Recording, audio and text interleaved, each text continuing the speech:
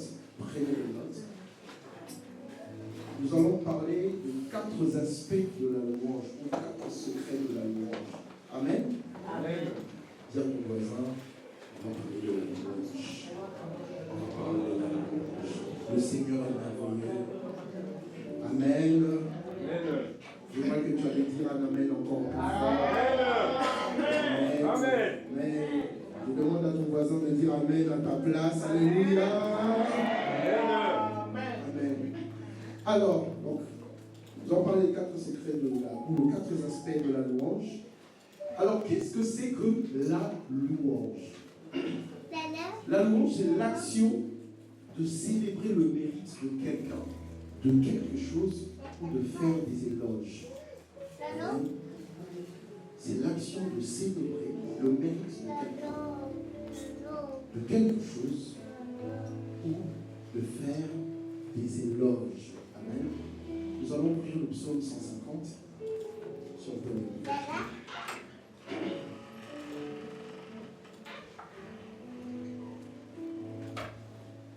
Gloire au Seigneur. Louez l'Éternel, louez Dieu dans son sanctuaire, louez-le dans les temps de vie, où éclate sa puissance. Amen. Louez-le pour ses hauts faits, louez-le selon l'immensité de sa grandeur. Amen. Louez-le au son de la trompette, louez-le avec la lutte et la harpe. Amen. Louez-le avec le tambourin et avec des danses.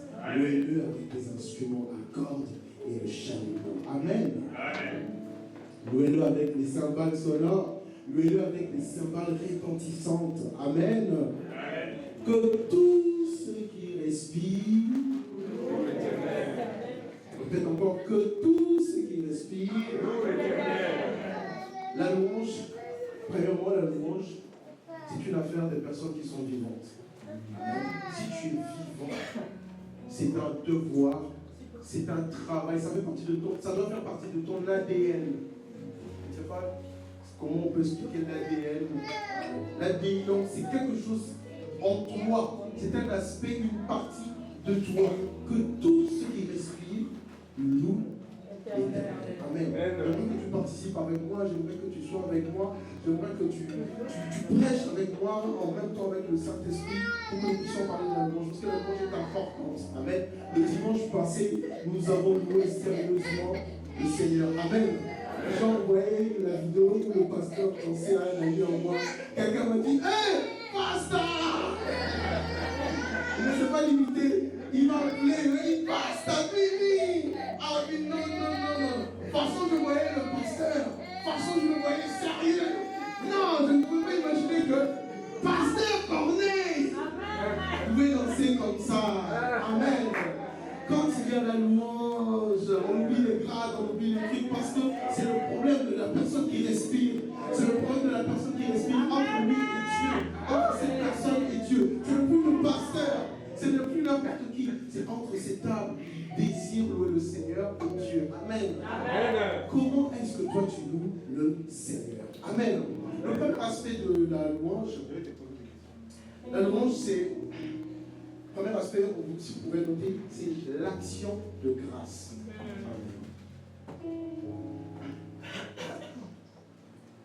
C'est l'action de grâce.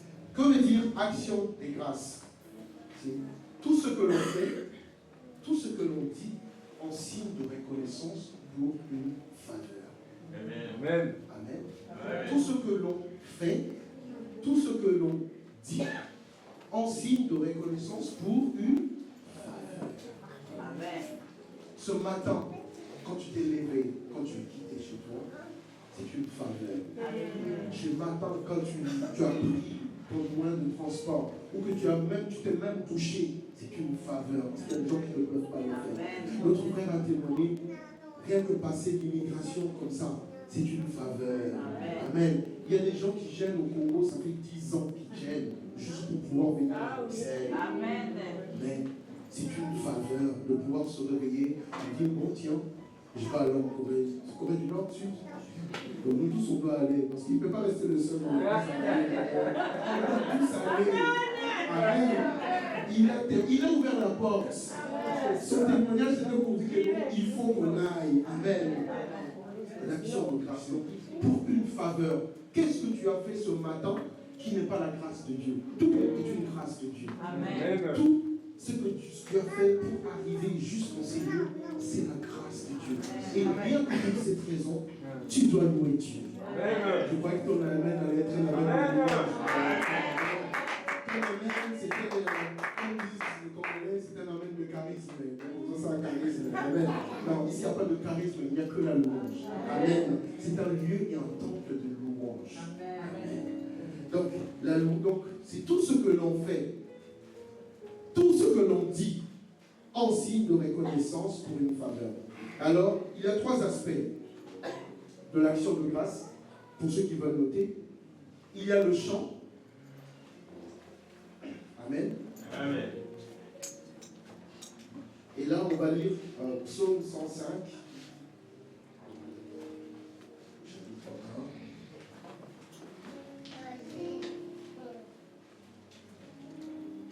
1. Est-ce qu'on peut lire ensemble?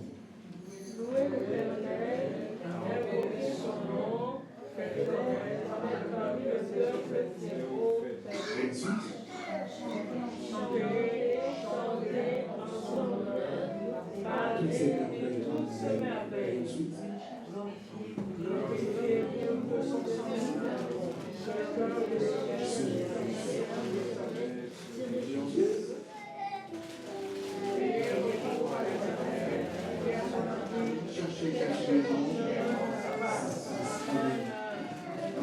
Dans la Bible, tu peux revenir au chapitre 1, tu peux louer le Seigneur en chantant. Il y a quelque part dans la Bible, c'est écrit, Dieu nous donne un nouveau chant. Tous les jours que tu te lèves, tous les jours que tout ce que tu fais, logiquement, on doit toujours venir à l'église avec un nouveau chant. On ne doit pas venir à l'église pour répéter des anciennes chansons. Mais nous devons venir à l'église avoir un nouveau chant dans notre bouche parce que c'est le Seigneur qui nous met. Comment est-ce que tu as un nouveau chant? À chaque fois que tu gagnes une victoire, cette victoire doit devenir un nouveau chant. À chaque fois que tu étais célibataire et que tu te maries, ton mariage doit te donner un nouveau chant. Lorsque tu voyages et que tu passes les frontières, c'est un nouveau chant. Il ne faut pas chercher d'autres contextes pour avoir un nouveau chant. Tous les jours, un nouveau chant. Je ne sais pas si vous vous rendez compte. Tous les jours, un nouveau chant. Pas des répétitions.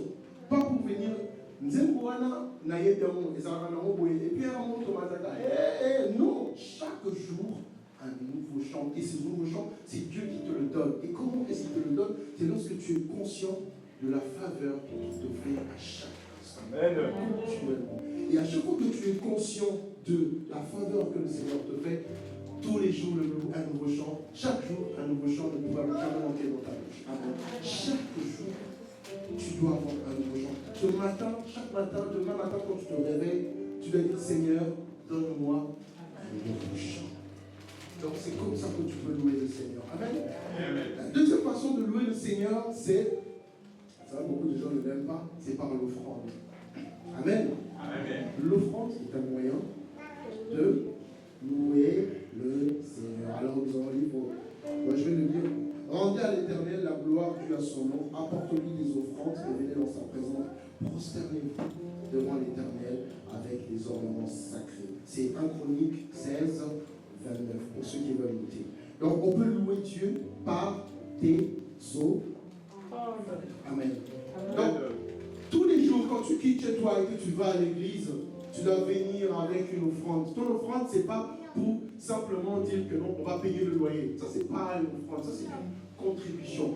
L'offrande pour louer le Seigneur, c'est quelque chose qui est important. Quand la Bible dit, lorsque le peuple d'Israël voulait quitter l'Égypte, Pharaon a dit non, vous allez laisser l'or, vous allez laisser les richesses. Ils ont dit, mais avec quoi allons-nous louer le Seigneur?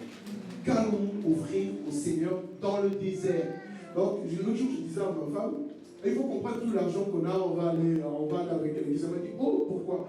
Logiquement, c'est quand tu arrives, le témoignage de quelqu'un peut tellement t'éblouir que tu dis, non, Dieu est vraiment bon, je bénis son nom. Dieu est tellement bon, je bénis son nom. Amen. Tu ne peux pas quitter chez toi, tu te dis, bon, le Seigneur a fait dans ma vie, et ce qu'il a fait, c'est 2 €. Et donc, quand j'ai 2 euros, je ne mettrai que 2 euros. Non, ça, c'est pas une louange.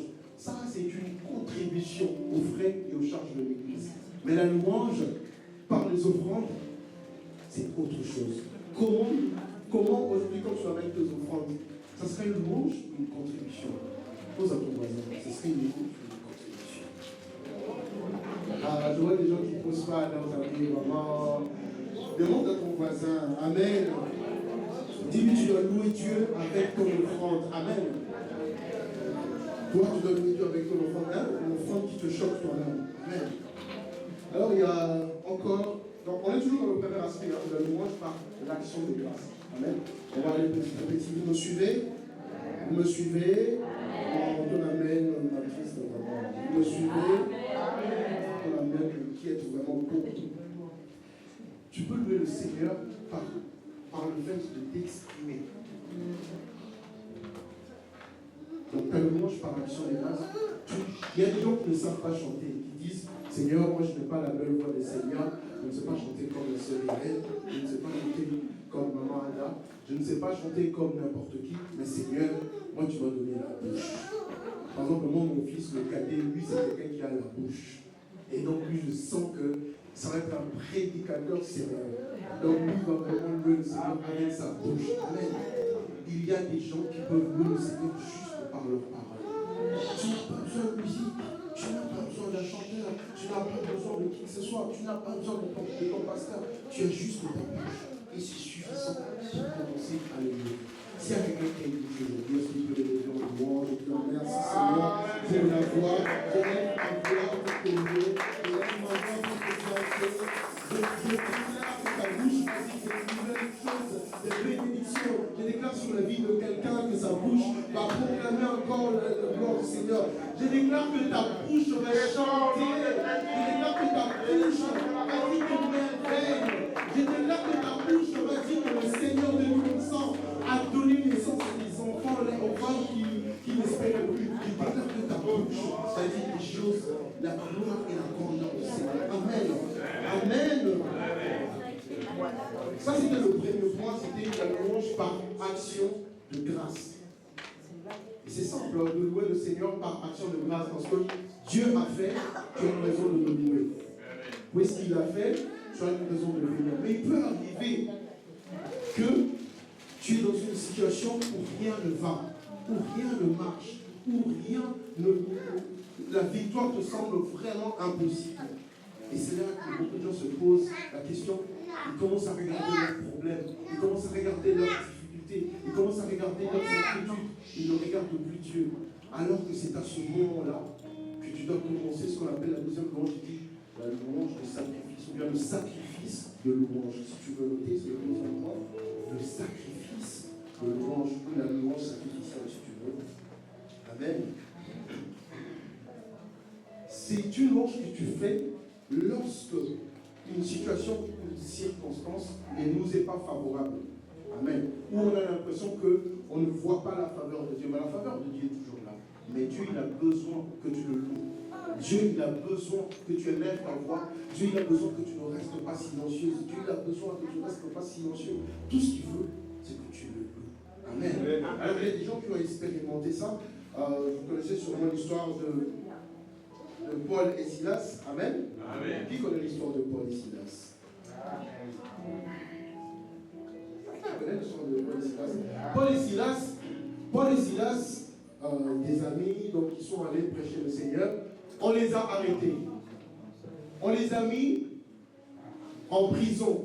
Et pas seulement en prison, on les a mis dans la prison intérieure. Donc pour dire que non, vraiment, vous, il faut vraiment qu'on vous enferme. Et non seulement dans la prison intérieure, qu'est-ce qu'ils ont fait? On leur a mis des chaînes. Donc c'est pour dire que donc, leur cas, c'était pas genre la rue Edmond de Greenberg, c'est là, et lui il est là, il n'a que le mur. Non, ils étaient à l'intérieur, la prison intérieure, et ils étaient comment?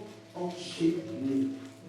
Mais la Bible dit, ils ont commencé à louer. Ils ont commencé à chanter. Et la Bible dit encore, les autres prisonniers les accompagnaient. Amen. Tu vas entendre dans les problèmes, qu'est-ce qu'on entend dans ta bouche?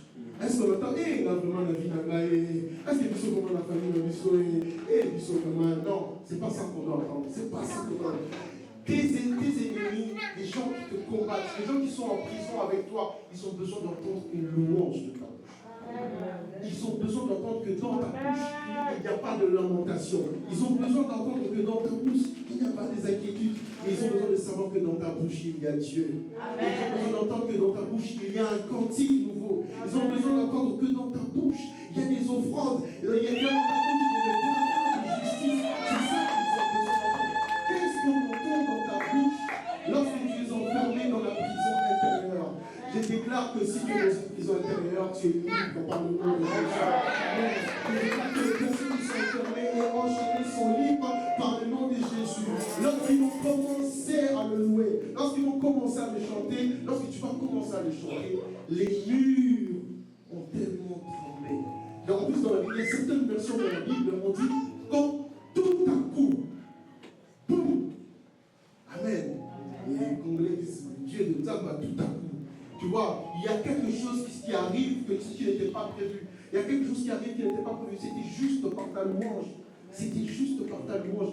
Quelle situation que tu traverses maintenant qui t'empêche de le louer? Quelle est cette situation? Nous avons un Dieu qui est le Dieu de la différence. Amen. Nous avons un Dieu qui est le Dieu qui fait la différence. Amen.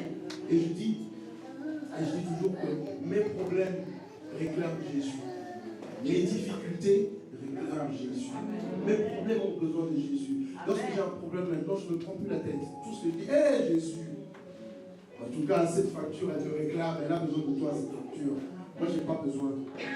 Hé Jésus. Ma femme, ces derniers temps, elle et moi, ça ne va pas. Hé, ma femme te réclame, Seigneur. Occupe-toi d'elle. Hé Seigneur. Seigneur, Dieu Tout-Puissant. Qu'est-ce qui sort de ta bouche? Parce que si tu sors de ta bouche, tu dis, hé, Eva, et puis t'es mon tu fais 1m83, mais moi c'est 1m84. Eva, qu'est-ce qui sort de ta bouche? Qu'est-ce qui sort de ta bouche? Si tu regardes, si c'est ta louange qui sort, gloire à Dieu. Amen. Que la louange ne quitte jamais. Amen. Jamais ta bouche. Et ça, peu importe les circonstances, tout le temps, constamment, peu importe quoi qu'il arrive, que ta louange ne quitte jamais ta bouche. On va lire un verset.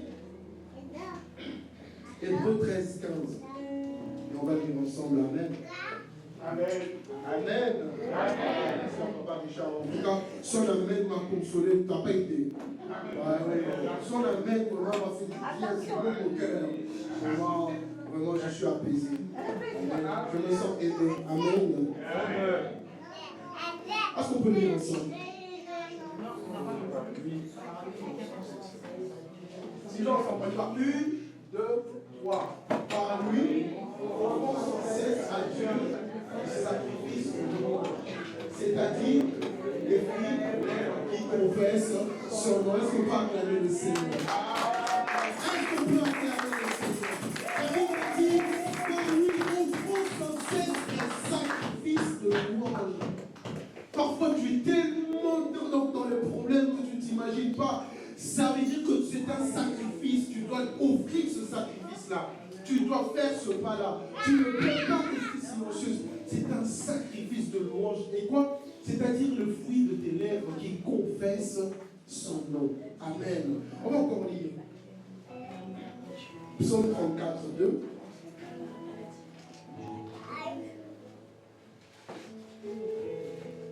On y va? Psaume 34, chapitre 2.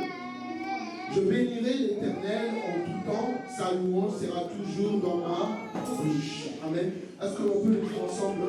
Je bénirai l'Éternel en tout temps, sa louange sera toujours dans ma bouche. Mon âme bénit l'Éternel, que tout ce qui est en moi loue l'Éternel. Tous tes problèmes louent l'Éternel. Toutes tes difficultés louent l'Éternel. Le problème que tu n'as pas des papiers dans ce pays, ça doit louer l'Éternel. Les difficultés que tu as aujourd'hui, c'est le témoignage de demain. Donc tout ce que tu as aujourd'hui, tu dois dire non Seigneur, cette situation, je veux la transformer en témoignage. Cette situation, je veux la transformer en un nouveau chant. Cette situation, je veux qu'elle devienne une louange puissante qui va sortir de ma bouche et qui ne va jamais se taire. Amen. Alors la troisième le troisième aspect, on va aller vite parce qu'aujourd'hui, il faut qu'on expérimente la louange qui brise les chaînes. Amen. Il faut qu'on expérimente la louange qui fait quoi? Amen. Il y a une des chansons où je dis, c'est dans la prison où on m'a enfermé que j'ai expérimenté la louange qui brise les chaînes. C'est dans la fournaise où on m'a jeté que j'ai rencontré mon Rédempteur qui m'a sauvé. Amen. Tu dois le savoir. Partout où on te jette, les difficultés que tu rencontres, c'est une opportunité pour toi de rencontrer le Seigneur. Amen. Alors, le troisième point, c'est la louange, on va l'appeler la louange de combat et de délivrance. Amen. 2 Chroniques au chapitre 20, verset 22. Bien aimé, reste concentré parce que ce que l'on va dire maintenant et ce qu'on va faire maintenant à l'église aujourd'hui, c'est très important parce que nous avons besoin de la délivrance du Seigneur. Amen. Nous ne pouvons pas rester enchaînés, nous ne devons pas rester enchaînés parce que dans notre ADN, il y a Jésus-Christ. Amen. Au moment où l'on commençait les chants et les louanges, l'Éternel plaça une embuscade contre le fils d'Amon et Moab et ceux de la montagne de Séhir qui étaient venus contre Juda. Ils furent battus. Amen. Amen. Les fils d'Amon et Moab se jetèrent sur les habitants de la montagne de Séhir pour les dévouer par interdit et les exterminer. Quand ils en eurent fini avec les habitants de Séhir, ils cédèrent les uns les autres à se détruire. Amen. On peut revenir au début encore. Quel problème nous avons dans nos vies qui nous empêche de louer le Seigneur? Il y a des délivrances que tu ne pourras avoir qu'en chantant, qu'en louant, qu'en glorifiant le Seigneur. Il y a des louanges que tu dois faire, c'est pour ta délivrance. Rien que le fait de chanter, quand tu regardes bien, rien que le fait de chanter tes ennemis, ça les dérange. Rien que le fait d'ouvrir ta bouche et de commencer à chanter tes ennemis, ça les dérange. Et qu'est-ce qu'il y a à un moment donné, regarde le verset suivant, il y a une phrase qui est vraiment magnifique. Écoute ce que tes ennemis vont faire. Tes ennemis vont, donc il dit, ils cédèrent les uns les autres à se détruire. Et ça c'est pourquoi, par ta louange, les gens qui te méprisent, les gens qui bloquent ta vie, le sorcier, l'oncle du village ou je ne sais pas qui te bloque, ta louange va faire en sorte que son collègue sorcier va le faire tomber lui-même. Entre eux, amen. Ta louange va faire en sorte que la personne qui bloque ton dossier, je ne sais pas où, son collègue va dire, ah, mais le dossier de cette personne est intéressant, non, on va faire passer ça. Ta louange va faire en sorte que là où tes enfants, on te donne mal à la tête, ta louange va faire en sorte que le Seigneur va toucher. Ta louange va faire en sorte que leurs amis qui les aident dehors, qui aident tes enfants dehors, ils vont dire, non, en fait, c'est mon gars. Moi, je trouve qu'on décolle un peu trop. Moi, franchement, j'arrête les bêtises. Ton enfant va comprendre, comment ça se fait que lui qui me conduisait là-bas, il décide d'arrêter? Ta louange est une clé. Amen. Ta louange est une clé. La Bible dit quoi? Entrez dans ces portes avec de louanges. Amen. Quand tu restes là, silencieux, c'est pas normal. Quand tu restes assis, c'est pas normal. Ta louange est importante. Amen. Ta louange peut t'emmener à des dimensions que tu ignores. Tes ennemis, tes problèmes ont besoin de ta louange. Ils ont besoin d'entendre la louange de cette église. Amen. Si les gens partent, si les gens disent, et là-bas, toi, tout ce que tu dois présenter, c'est la louange. Amen. La louange à Jésus-Christ. Tout ce que tu dois présenter, c'est ta joie. Ta joie est aussi une forme de louange. Amen. Et le dernier point, j'avais dit 4 points. Alors, on va faire seulement 4, parce que je pense que ça englobe tout. Il y a ce qu'on appelle la louange prophétique. Amen. Amen. Alors, lorsqu'on parle de prophétie, toutes les prophéties, j'aimerais bien préciser, toutes les prophéties doivent trouver une conformité avec ce qui est écrit dans la Bible. Sinon, ça devient de l'invention. Quelqu'un ne peut pas venir ici. Je vois que, patati patata, je dis que toutes les louanges prophétiques doivent trouver un appui solide sur une base biblique. Amen. Parce que c'est très dangereux de pouvoir dire aux gens, je peux faire une louange prophétique, je dis tout ce que je veux et puis ça va se manifester. Non. La seule chose qui se manifeste, c'est la volonté du Seigneur. Parce que cette volonté est au-dessus de toutes les volontés. Amen. Le Seigneur sait que si je ne te donne pas quelque chose maintenant, c'est qu'il y a une bonne raison. Amen. Alors, nous prenons Jean 11, 41.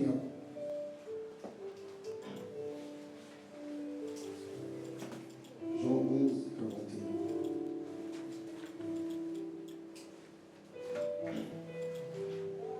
Ils ôtèrent la pierre et Jésus leva les yeux en haut et dit, Père, je te rends grâce de ce que tu m'as exaucé. Continue encore. Pour moi, je savais que tu m'exauces toujours, mais j'ai parlé à cause de la foule qui m'entoure afin qu'ils croient que c'est toi qui m'as envoyé. Donc, tout à l'heure, on a parlé de l'action de grâce. Reviens encore au début. Jésus dit quoi? Père, je te rends grâce. Rien que le fait de rendre grâce, tout ce qui vient après s'accomplit. Rien que le fait de rendre grâce, il dit quoi?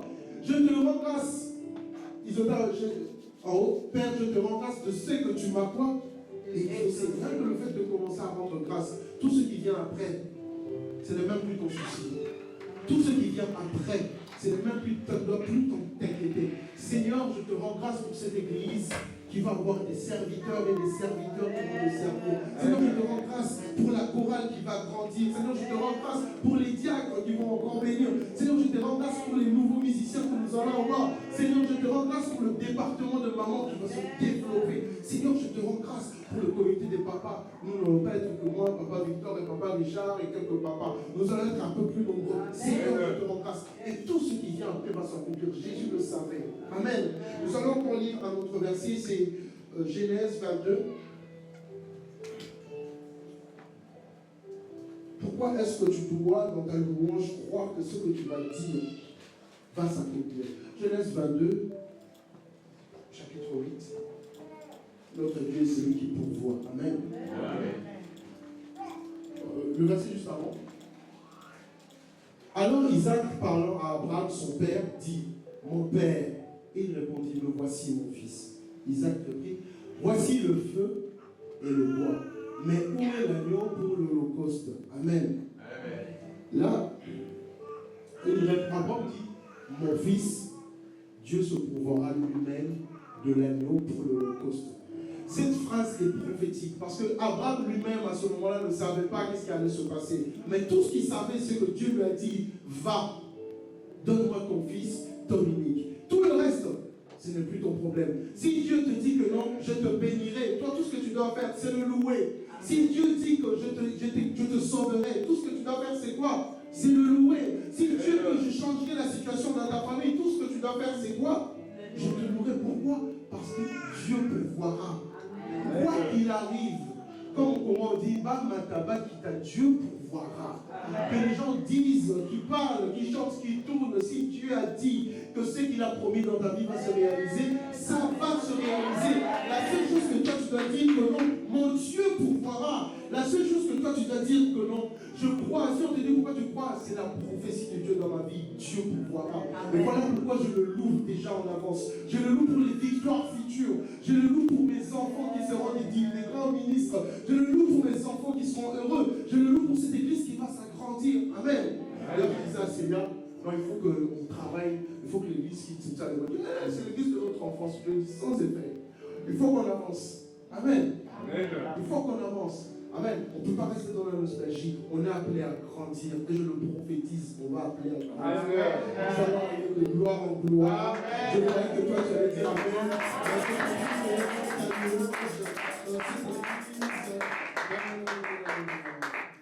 Nous devons avancer, nous devons aller encore plus loin. Dieu nous voit grand. Parce que lui-même, il est grand. Dieu ne peut pas nous voir petit. Amen. Alors, puisque Dieu est grand, ta louange doit être grande. Ta foi doit être grande. Ce que tu vas déclarer dans ta bouche doit être grand. Seigneur, nous voulons une grande salle. Seigneur, nous voulons un hôtel où nous allons te glorifier. Là où nous allons élever un hôtel de prière pour te glorifier. Amen. Si tu le crois, dis Amen avec moi. Si tu le crois, dis Amen avec moi. Tu dois offrir des sacrifices de louange. Dans ces temps difficiles où tout est en train de monter, qu'est-ce que tu dois faire? Le louer. Dans ces temps difficiles où tout le monde est inquiet, qu'est-ce que toi tu dois faire? Le louer. Dans ce temps difficile où on ne sait plus dans nos écoles où on nous apprend LGBT plus YZ, qu'est-ce que tu dois faire? Commence à les louer parce que nous on ne loue plus. On est là, on est en train d'accepter tout. Il faut qu'ils sentent que dans notre louange, ces gens, leur louange commence à nous déranger. Il faut qu'ils sentent que leur louange, ils n'ont même pas besoin de dire, parce que si tu commences à dire, elle va te dire, on t'arrête, on te met en prison. Il faut que tu dises non. Dieu a créé un homme et une femme. Moi, tout ce que je fais, je loue le Seigneur. Prenez vos décisions si vous voulez, mais mon Dieu est plus grand que ce que vous faites. Amen. Mon Dieu est plus puissant que ce que vous faites. Amen. Mon Dieu est merveilleux au-delà de ce que vous faites. Amen. Je vais inviter la chorale. On va apprendre une chanson. On va chanter ensemble. On va se mettre debout. La chorale va venir. On va accepter cette chanson avant de le louer. On va l'apprendre ensemble.